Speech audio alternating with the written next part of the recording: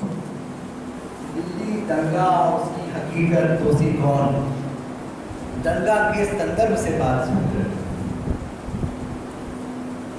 दंगा का संदर्भ था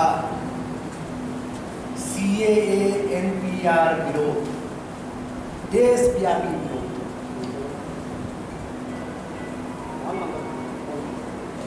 अभी जो अपने देश में सियासी वर्ग का देर से ही आया हुआ विरोध प्रकट हुआ था, उस विरोध को दिग्भ्रमित करने के दंगा हुआ। ये किसी भी क्षण भूला नहीं जा सकता। ये संदर्भ भूलना घातक होगा। जो भी बातें की जा रही हैं, अभी पूर्व के वक्ताओं ने भी जो बात की, उससे एक बात बिल्कुल चिन्हित होती है कि बात सत्ता नहीं चाहती है कि सत्य पर हो, वो चाहती है कुछ सत्यातीत बातों पर बात हो। सत्ता नहीं चाहती है कि न्याय के प्रश्न पर बात हो, सत्य के प्रश्न पर बात हो, वो नहीं चाहती। इसलिए दंगा हुआ, क्योंकि ये पर्दाफाश हो रहा था साफ कि CAA NPR किसी भी कल्पना की किसी भी दृष्टि से उसका हर लफ्ज हर बता रहा था ये जन विरोधी है, वो देश विरोधी, CAA NPR राष्ट्र विरोधी। उस बात को कभी झुठलाया ही नहीं जा सकता है, क्योंकि नेशनल पॉपुलेशन रजिस्टर से संबंधित सारे दस्तावेज लोगों के पास पहुंच गए थे। देर से ही सही उसके सारे अनुवाद सारे भाषाओं में हो रहे। ऐसी जागरूकता और ऐसा आंदोलन जो कि दुनिया भर की मीडिया जिसके ऊपर जिसकी निगाह। अब NPR से ही बात शुरू करते हैं। कभी कभी संकट काल में पूरी चीजें नहीं दिखाई देती हैं, जहां तक दिखाई पड़ती है वहीं तक विरोध हो पाता है। NPR और आधार के मामले के विषय पर हमने और कुछ और 10-15 लोगों ने 2010 में काम शुरू किया। इरफान भाई को पता है उस दौर में जो बहुत गिने चुने लोग सुनने के लिए, समझने के लिए तैयार थे। उनको लगता था, आज भी बहुत लोगों को लगता है कि तकनीकी बात है, लेकिन जो विरोध शुरू हुआ 2010 में वो भी बहुत दिलचस्प है। उस समय 2010 की बात है, सितंबर 2010 की। देश के 17 गणमान्य नागरिकों ने एक स्टेटमेंट ऑफ कंसर्न, एक चिंता का वक्तव्य जारी किया था कि आधार और NPR नहीं होना चाहिए। आधार ही NPR है, NPR ही आधार है, ये नहीं होना चाहिए। सियासी दलों को, खास तौर पे विपक्षी दलों को, जनता को आधा सुनाई पड़ा, NPR सुनाई दिया। NPR के साथ साथ CAA आया तो उसका भी रंग दिखाई दिया, लेकिन देर हो चुकी थी। आधार के मामले में बात बहुत आगे बढ़ चुकी थी। तो पहले वो जो 17 गणमान्य नागरिक हैं उनके वक्तव्य पर बात करते हैं, फिर वो 2010 से 2020 की जो यात्रा है उस पर आप लोग का ध्यान आकर्षित करेंगे, क्योंकि संदर्भ दंगा का वही है और वो संदर्भ कभी बदलेगा नहीं। दंगे तो 1947 से, और अभी दंगों का भी इतिहास फौरी तौर पे देखते हैं, जो गंभीरता से अध्ययन किया गया है, बोलते हैं कि 1715 में भी हुआ था। तो छुटपुट झगड़ा यहाँ वहाँ जहाँ तहाँ, कभी संपत्ति के नाम पर, कभी नाला नाली के नाम पर, उसको आप कोई जामा पहना दे सांप्रदायिकता का नाम।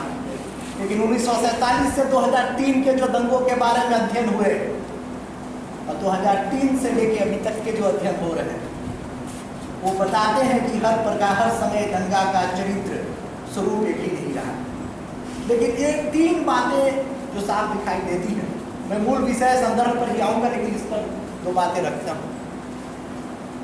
दंगे घृणा के कारण नहीं, आपसी घृणा के कारण नहीं होते। भारत में तो ये बिल्कुल स्पष्ट है। राजनीतिक हित साधने के लिए, आर्थिक हित साधने के लिए होते हैं, चुनावी हित साधने के लिए होते हैं, अपना राजनीतिक विस्तार करने के लिए होते हैं। घृणा के कारण दंगे नहीं होते हैं। जो भी इक्का दुक्का नहीं हुआ हो, वो भी उस पर जो सियासी वर्ग है जो अपना राजनीतिक विस्तार करना चाहता है, वो कहीं ना कहीं वो भी पर्दे के पीछे रहता है। राजनीतिक हित साधना, चुनावी हित साधना, आर्थिक हित साधना, ये भूलना बहुत बड़ी भूल होगी, क्योंकि इसका घृणा से, आपसी वैमनस्य से, दो समुदाय के बीच के वैमनस्य से कोई लेना देना नहीं। ये कृत्रिम तरीके से वैमनस्य का नैरेटिव कथा बढ़ाया जाता है। इस विषय पर बाद में बातचीत करेंगे, लेकिन जो 2010 में बात शुरू हुई तो 17 गणमान्य नागरिक कौन थे?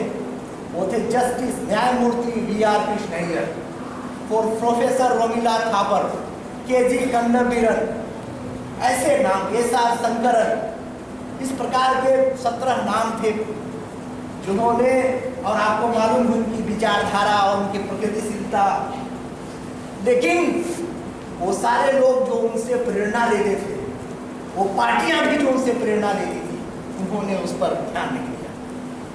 वो 17 और भी वो बात भी याद करने लायक है, क्योंकि आज सत्याधिक पत्रकारिता का दौर है कि 28 सितंबर को, यदि मुझे डेट याद है तो ठीक से, लेकिन सितंबर का ही आखिरी सप्ताह था, प्रेस क्लब ऑफ इंडिया में एक प्रेस कॉन्फ्रेंस हुआ।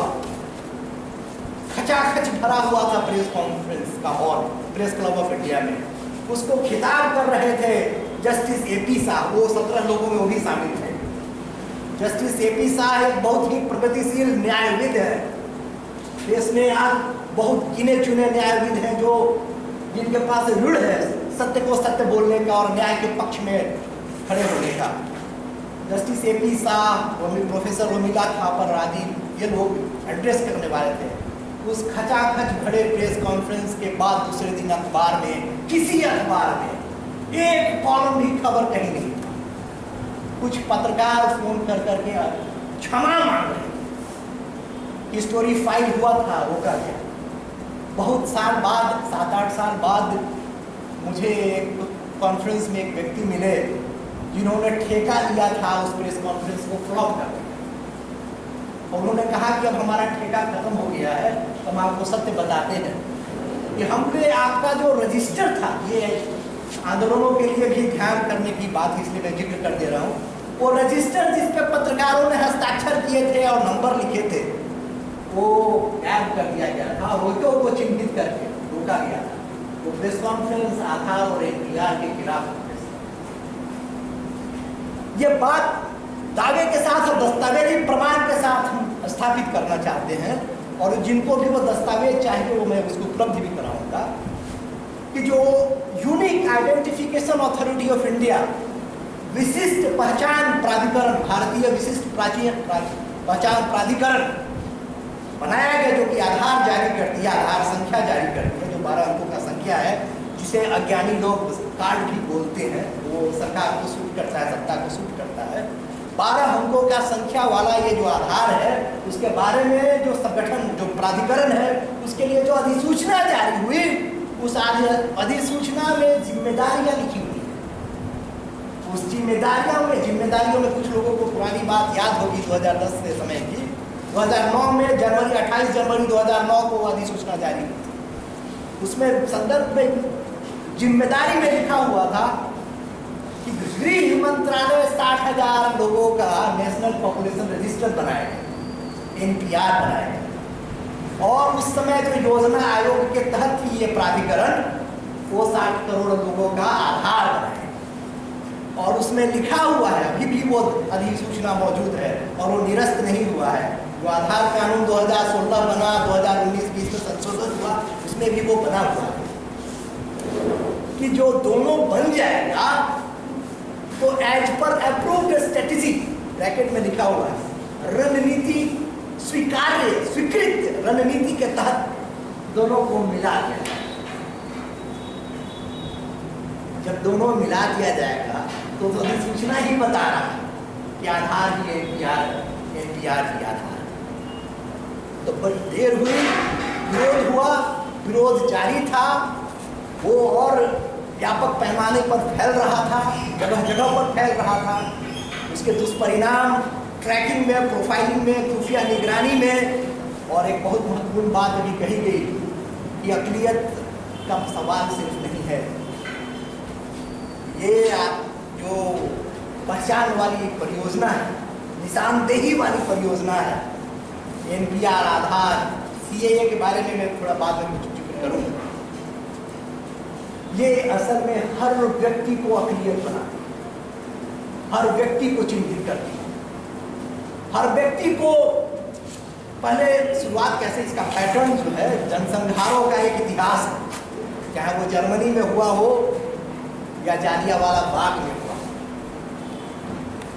वो नरसंहार का सबक यही बताता है कि निशानदेही जब शुरू होती है सत्ता के द्वारा, तो कहीं जाती है कि केवल इसी समुदाय का किया जा रहा है, केवल उसी समुदाय का किया जा रहा है। ये व्यापक समुदाय से काट काट करके निशानदेही की जा रही है, एक एक करके।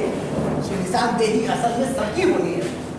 हमेशा ये लगते रहे कभी किसी और नाम से किया जाएगा, कभी किसी और नाम से किया जाएगा, और हो रहा है। आप देखिए, 4-5 का मैं नाम जिक्र करता हूँ, आप सबको पता है उसके बारे में, लेकिन सबको एक साथ जोड़ करके बताता हूँ आपको। आधार, NPR, family ID, one nation one card, medical ID, ये ID जो सब बन रहा है, सब फिंगरप्रिंट आधारित, इलेक्ट्रॉनिक, मोबाइल आधारित, ये सब इंटीग्रेट हो रहा है, सब जोड़ा जा रहा है।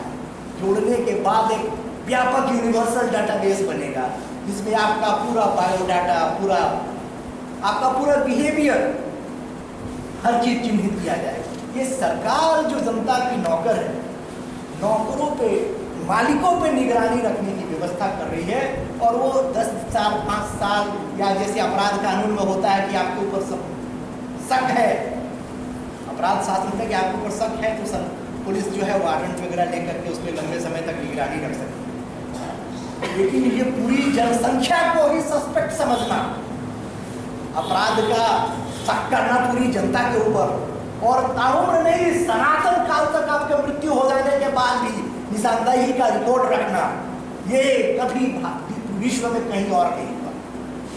जब शुरू भी हुआ चीन ने उसको रद्द कर दिया जब उसको नुकसान समझ में आया। यूके में शुरू हुआ, यूके का ही नाम लेकर के भारत में शुरू हुआ था, यूके ने रद्द कर दिया। ऑस्ट्रेलिया में शुरू हुआ, ऑस्ट्रेलिया में रद्द कर दिया गया। यही नहीं, आपको ख्याल ही होगा कि जब सुप्रीम कोर्ट में ये केस पूरा चलता, आधार का केस NPR का ही केस है, वो 1448 पेज का फैसला, जिन्हें पढ़ना है वो सब उपलब्ध है, जो नहीं है जिनको चाहिए वो दे भी दूंगा। आधार उपलब्ध सार्वजनिक तौर पर सुप्रीम कोर्ट की वेबसाइट पर भी उपलब्ध है। यहाँ तक कि न्यायविदों, वकीलों, जजों ने भी वो फैसला नहीं पढ़ा। इसलिए वो जो आंदोलन था दिल्ली दंगा के पहले, जो संदर्भ था, वो बहुत ही महत्वपूर्ण संदर्भ था। जब सरकार को मालूम था कि ये जो आंदोलन है वो इसके लपेट में आधार और बाकी इस प्रकार की निशानदेही करने वाली परियोजनाएं सब चपेट में आएंगी, सबको ध्वस्त होगा, सबको रद्द करना ही पड़ेगा। कितने दिनों तक नारेबाजी से उसका विरोध होता, गहराई में जब आंदोलन उतरता, गहराई से उस पर जब चिंतन होता, तो तय था कि वो आधार को भी रद्द करवाता। रद्द हुआ है, फिलीपींस में रद्द हुआ, यूके में रद्द हुआ, ऑस्ट्रेलिया में, चाइना में, सब जगहों पर रद्द हुआ। जो वहां जहरीला है वो यहाँ पे अमृत कैसे हो जा रहा है? सियासी पार्टियों को गहराई से उस 1448 पेज के फैसले का अध्ययन करना पड़ेगा। अध्ययन इसलिए भी करना पड़ेगा कि वो जो 5 जज थे उसमें से एक जज ने पूरा पर्दाफाश कर दिया है, कुछ भी बचा नहीं है। अभी संविधान की हम लोग दुहाई देते हैं, हम भी देते हैं। वो जस्टिस चंद्रचूड़, न्यायमूर्ति चंद्रचूड़ का फैसला आधार के फैसले में, उस फैसले में लिखा है कि पूरा का पूरा आधार कॉन्स्टिट्यूशनल फ्रॉड है, संविधान के साथ धोखा है। और जिस व्यक्ति ने, बाकी 4 जजों ने जो लिखा, 3 जज और एक ने उसमें सहमति थी, उन जजों ने गलत बयानी करके फैसला किया। एक उसके उदाहरण देता हूँ फैसले, उस फैसले का हम लोगों ने बारीक अध्ययन किया है और एक का खंगाला भी है, और भी विद्वानों ने खंगाला है उसको। वो कहीं फैसले में जिक्र करते हैं कि कि ये फैसला देशवासियों के बारे में है। इस शब्द पे गौर कीजिए, कहीं फैसले में जिक्र करते हैं ये फैसला देशवासियों के बारे में, कहीं जिक्र करते हैं ये फैसला नागरिकों के बारे में। अब जिनके पास भी आधार हो, आधार की वो रसीद, जिसे लोग आमतौर पर अज्ञानता में कार्ड बोलते हैं, वो जो 12 अंकों का संख्या वाला रसीद है उस पर लिखा हुआ है ये नागरिकता का पहचान नहीं है। फैसला विरोध, परस्पर विरोध, कॉन्ट्रडिक्शन भरा हुआ। ऐसे ही नहीं, फैसले में जो सीकरी साहब फैसला लिखते हैं, जस्टिस सीकरी साहब, वो फैसला लिखते लिखते एक तर्क लेके चलते हैं और उनको लगता है कि तर्क आगे नहीं बढ़ाया जा सकेगा, वो तर्क छोड़ के किसी और तर्क में चले जाते हैं। अब उनको मालूम है कि देश की जनता इतना लंबा फैसला पढ़ेगी नहीं, लेकिन आंदोलन जो हो रहे थे उसमें खुलासा होना शुरू हो चुका था। उस डर से दिल्ली दंगा हुआ कि इतना बड़ा दुनिया का या मानवता के इतिहास का सबसे बड़ा डेटाबेस, सूचना का संग्रह खतरे में। उस खतरे से सबका ध्यान हटाने के लिए दंगा हुआ। उस फैसले में एक और भी बहुत महत्वपूर्ण बात जो मिस कर दिया गया, जस्टिस चंद्रचूड़ वाला जो फैसला है, जो कि स्वागत योग्य फैसला है, उसका हिस्सा है, जिन्होंने असहमति व्यक्त की बाकी के जजों से, वो फैसला एक लैंडमार्क जजमेंट है। वैसे ही लैंडमार्क जजमेंट है जैसे जस्टिस HR खन्ना का ADM Jabalpur versus Shivkant Shukla case में फैसला था। वो ऐतिहासिक फैसला है। इसी फैसले में लिखा गया, इसी केस में उसके पहले एक और जजमेंट आया था कि ADM जबलपुर वाले फैसले को हम 10 फीट नीचे जमीन में दफन कर रहे हैं, क्योंकि जीवन जीने के अधिकार को छीना जा रहा है। आधार NPR जीवन जीने के अधिकार को छीनता है। वो आंदोलन किसी जो दंगे से पहले जो आंदोलन चल रहे थे वो किसी एक समुदाय या दूसरे समुदाय के लिए नहीं था। वो आज की पीढ़ी और आने वाली पीढ़ियों के हक का आंदोलन था, और वो आंदोलन पुनः जीवित होगा, क्योंकि सत्य को दफनाया नहीं जा सकता है। सबूत मिटाने का प्रयास सफल नहीं होंगे। दफन किया जाए, जलाया जाए, लेकिन वो सामने आएगा। जस्टिस चंद्रचूड़ का फैसला यहाँ सही साबित नहीं हुआ, महसूस हुआ बाकी 4 जजों को।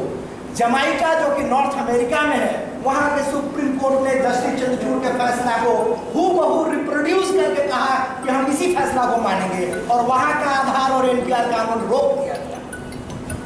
वो रोकना, कहीं भी न्याय होता है, सब जगह के लिए न्याय होता है, कहीं भी अन्याय होता है, सब जगह के लिए अन्याय होता है। इस मूल सिद्धांत को तो हम सब जानते हैं। यही नहीं, वो फैसला पूरा का पूरा ऐसे भी कटघरे में है।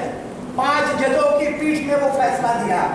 बाद में 5 जजों के पीठ ने, एक दूसरे पीठ ने, उसमें भी जस्टिस चंद्रचूड़ थे, वो कहा कि आधार कानून जिसे धन विधेयक के रूप में पारित किया गया था, उस पर संवैधानिक क्वेश्चनेबल है, कॉन्स्टिट्यूशनली क्वेश्चनेबल है। लेकिन वो आगे बढ़कर उसको निरस्त नहीं किया। उन्होंने ये कह करके कि पिछले वाला पीठ भी, संविधान पीठ 5 जजों का था, हम भी 5 ही जजों के पीठ है, इसको हम निरस्त नहीं करते। अरे बड़ी पीठ 7 जजों की पीठ का गठन किया जाए, वो इसको औपचारिक तौर पे जुडिशियल डिसिप्लिन के तहत रद्द करेंगे। इस मंशा से ये आदेश पारित हुआ। इस संदर्भ में आंदोलन हो रहा था। उसका पूरा फाउंड, आधार का जो असली नाम है वो है विशिष्ट पहचान संख्या, यूनिक आइडेंटिफिकेशन, UID। ये जो आधार नाम है वो नंदन नीलेकनी की NGO का नाम है। इत्तेफाकन वही नाम इसका ब्रांड नाम हो गया। जैसे वनस्पति घी का ब्रांड नेम डालडा है, और लोग उसी को वनस्पति घी के जगह डालडा बोलने लगते हैं, वैसे ही विशिष्ट पहचान संख्या को लोग आधार बोलने लगते हैं। आपको ये फैसले बता रहे हैं कि ये आधार वाला नहीं, आधारहीन परियोजना है। ये मानवता के खिलाफ एक परियोजना है जो मानवता को ही निराधार करता है। ये एक शब्द है जो न्यायशास्त्र के विद्यार्थी हैं, जो उसके प्रैक्टिशनर्स हैं, वो जानते हैं। सिविल डेथ, आप राजस्थान से जो आपके परिचित हैं उनसे पूछिए, झारखंड में भी पूछ सकते हैं और भी जगह बिहार में भी पूछ सकते हैं। आधार में सरकार को ये अधिकार है कि जब चाहे तब आपका संख्या वहां से मिटा दे, मतलब आपका सिविल डेथ कॉज करे। सिविल डेथ मतलब कि आप सरकारी रिकॉर्ड में जीवित नहीं हैं। आपको वो जंतर मंतर पे हम लोग दिल्ली में देखते थे, एक दो लोग ऐसे भी धरना पे बैठे हुए नजर आते हैं, अखबारों में भी खबरें छपती हैं। कुछ लोग तख्ती लगा के खड़ा रहते हैं कि मैं जिंदा हूँ, क्योंकि किसी कोर्ट से अदालत में फैसला निकलवा दिया जाता है कि मत, तो जिंदा साबित करने की जद्दोजहद है।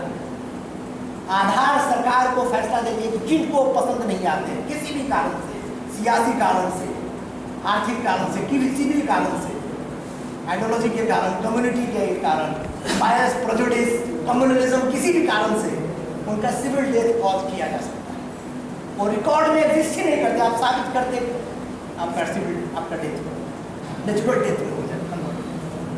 जो आधार और एनपीआर का मामला है, इसको पुनः इस पर विचार करने का मामला, ये वर्ष बिहार के संदर्भ में ये महत्वपूर्ण है कि फैसला जो आया, मेजॉरिटी जजमेंट जो आया, जो माइनॉरिटी जजमेंट था, वो दोनों में एक समानता भी थी और भिन्नता भी थी। वो बहुत ही दिलचस्प है, रोचक भी है और गौर करने वाला है। इसलिए है कि जो मेजॉरिटी जजमेंट है, सिकरी साहब ने आधार एनपीआर के खिलाफ फैसला दिया, पक्ष में फैसला दिया, लेकिन उसके आधार कानून के कई प्रावधानों को उन्होंने कहा संवैधानिक है। तो हमने कोर्ट में उस दिन में था, सुप्रीम कोर्ट में सुनवाई के दौरान फैसले के वक्त बाहर निकल के पत्रकारों से कहा, मैं था और एक कानून की लोग जो इसके काम करे थे,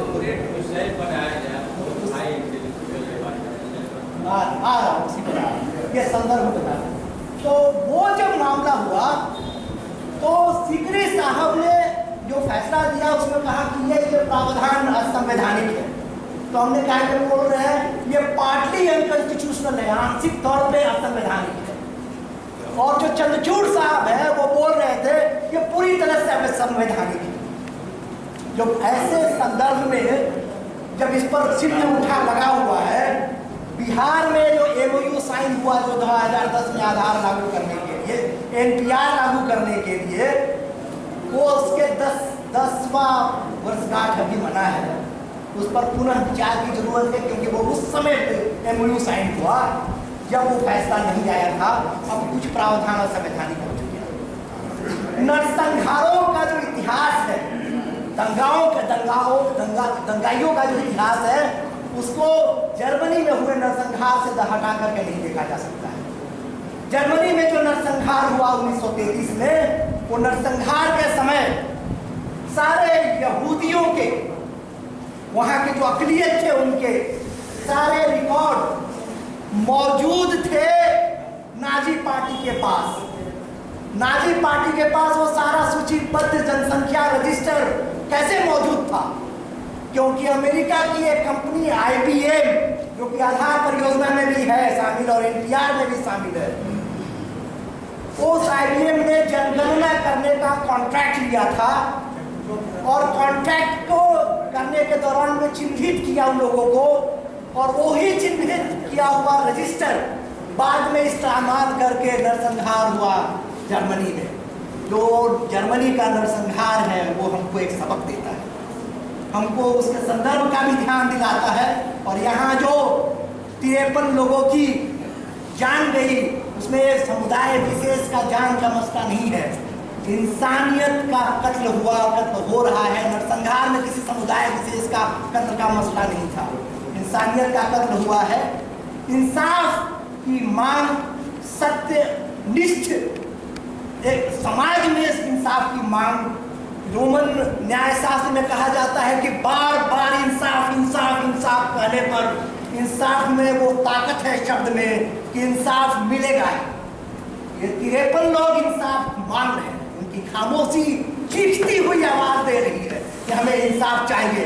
और दुनिया के सारे नरसंहारों के जो पीड़ित हैं वो सब उनकी खामोशी आवाज देती है कि आप हमारे लिए आवाज उठा रहे हैं, सिर्फ इन्हीं के लिए नहीं उठा रहे हैं।